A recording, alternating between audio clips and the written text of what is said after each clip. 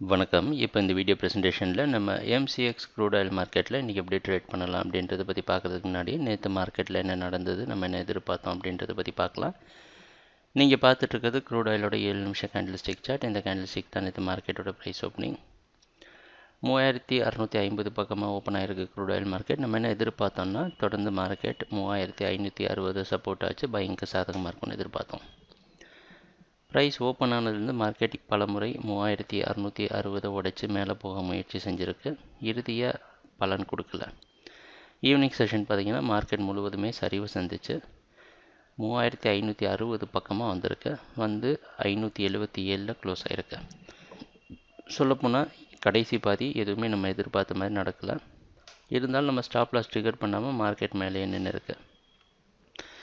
இன்றைக்கி மார்க்கெட்டோட ஓப்பனிங் கிட்டத்தட்ட நேற்றுங்க க்ளோஸ் ஆச்சு. அது பக்கமே ஓப்பன் ஆகிறதுக்கு வாய்ப்பு இருக்கிற மாதிரி வெளிநாட்டில் இருக்கிற நைமேக்ஸ் மார்க்கெட் வச்சு பார்க்குறப்ப தெரியுது. அந்த அடிப்படையில் கொஞ்சம் குழப்பமான இடம் தான். ஏன்னா மார்க்கெட் மேலே ரெசிஸ்டன்ஸ் எடுத்துகிட்ருக்கு.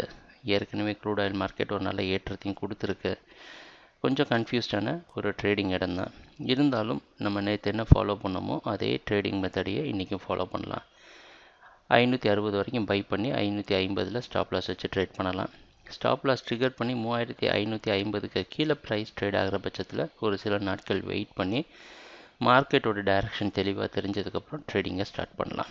இதுதான் நம்மளுடைய ட்ரேடிங் திட்டம்.